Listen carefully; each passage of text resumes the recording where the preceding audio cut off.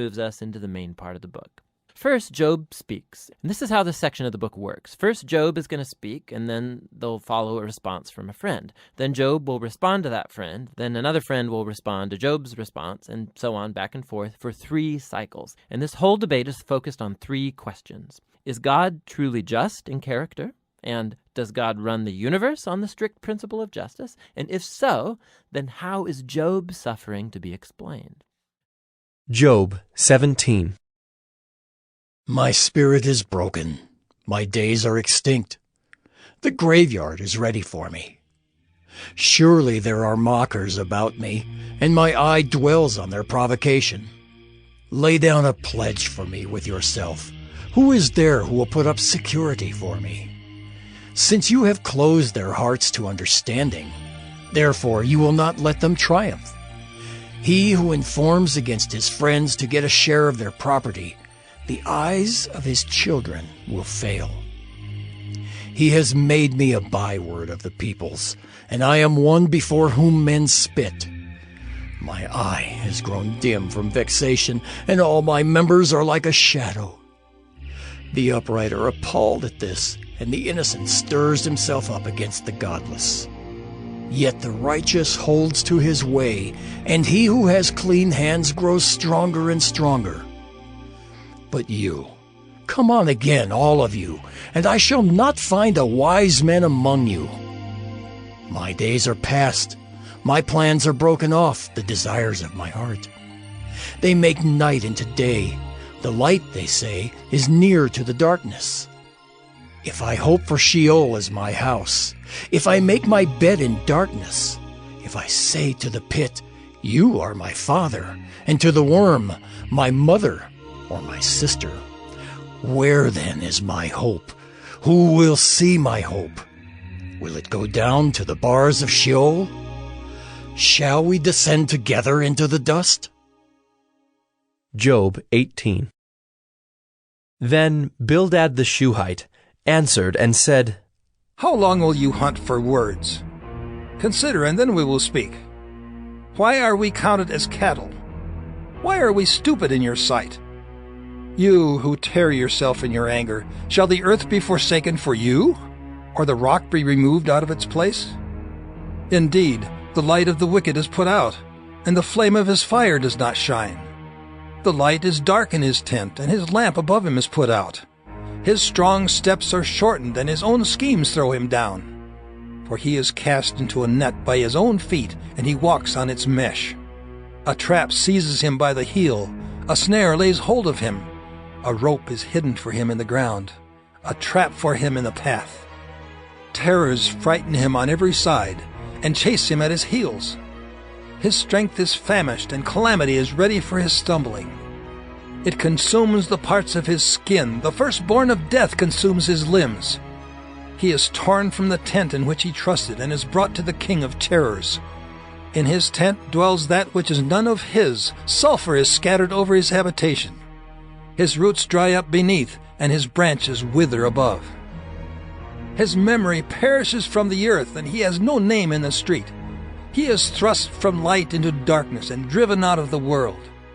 He has no posterity or progeny among his people, and no survivor where he used to live. They of the west are appalled at his day, and horror seizes them of the east. Surely such are the dwellings of the unrighteous, such is the place of him who knows not God. Job 19. Then Job answered and said, How long will you torment me and break me in pieces with words? These 10 times you have cast reproach upon me. Are you not ashamed to wrong me? And even if it be true that I have erred, my error remains with myself. If indeed you magnify yourselves against me and make my disgrace an argument against me, know then that God has put me in the wrong and closed his net about me. Behold, I cry out violence, but I am not answered. I call for help, but there is no justice. He has walled up my way so that I cannot pass, and he has set darkness upon my paths. He has stripped from me my glory and taken the crown from my head. He breaks me down on every side, and I am gone, and my hope has he pulled up like a tree. He has kindled his wrath against me and counts me as his adversary. His troops come on together. They have cast up their siege ramp against me and encamp around my tent. He has put my brothers far from me, and those who knew me are wholly estranged from me. My relatives have failed me. My close friends have forgotten me. The guests in my house and my maidservants count me as a stranger. I have become a foreigner in their eyes. I call to my servant, but he gives me no answer. I must plead with him with my mouth for mercy. My breath is strange to my wife, and I am a stench to the children of my own mother. Even young children despise me. When I rise, they talk against me. All my intimate friends abhor me, and those whom I loved have turned against me. My bones stick to my skin and to my flesh, and I have escaped by the skin of my teeth. Have mercy on me. Have mercy on me, O you, my friends, for the hand of God has touched me. Why do you, like God, pursue me? Why are you not satisfied with my flesh? Oh, that my words were written. Oh, that they were inscribed in a book. Oh, that with an iron pen and lead they were engraved in the rock forever. For I know that my Redeemer lives, and at the last he will stand upon the earth.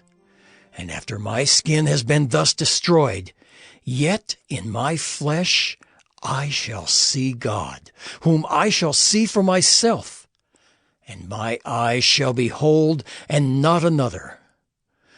My heart faints within me. If you say, how we will pursue him, and the root of the matter is found in him, be afraid of the sword, for wrath brings the punishment of the sword, that you may know there is a judgment. Job 20. Then Zophar the Naamathite answered and said, Therefore my thoughts answer me, because of my haste within me. I hear censure that insults me, and out of my understanding a spirit answers me. Do you not know this from of old, since man was placed on earth, that the exulting of the wicked is short, and the joy of the godless but for a moment? Though his height mount up to the heavens, and his head reach to the clouds, he will perish forever like his own dung. Those who have seen him will say, Where is he? He will fly away like a dream and not be found. He will be chased away like a vision of the night. The eye that saw him will see him no more, nor will his place any more behold him. His children will seek the favor of the poor, and his hands will give back his wealth. His bones are full of his youthful vigor, but it will lie down with him in the dust. Though evil is sweet in his mouth, though he hides it under his tongue, though he is loath to let it go and holds it in his mouth, yet his food is turned in his stomach. It is the venom of cobras within him. He swallows down riches and vomits them up again. God casts them out of his belly. He would suck the poison of cobras.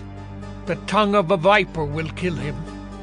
He will not look upon the rivers, the streams flowing with honey and curds. He will give back the fruit of his toil, and will not swallow it down. From the profit of his trading he will get no enjoyment, for he has crushed and abandoned the poor. He has seized a house that he did not build. Because he knew no contentment in his belly, he will not let anything in which he delights escape him. There was nothing left after he had eaten. Therefore his prosperity will not endure. In the fullness of his sufficiency he will be in distress. The hand of everyone in misery will come against him. To fill his belly to the full, God will send his burning anger against him, and rain it upon him into his body.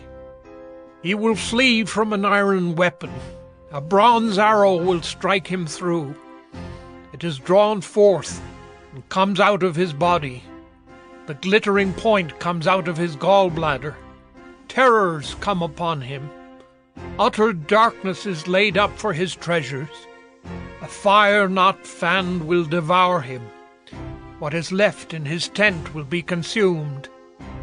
The heavens will reveal his iniquity, and the earth will rise up against him. The possessions of his house will be carried away, dragged off in the day of God's wrath. This is the wicked man's portion from God, the heritage decreed for him by God.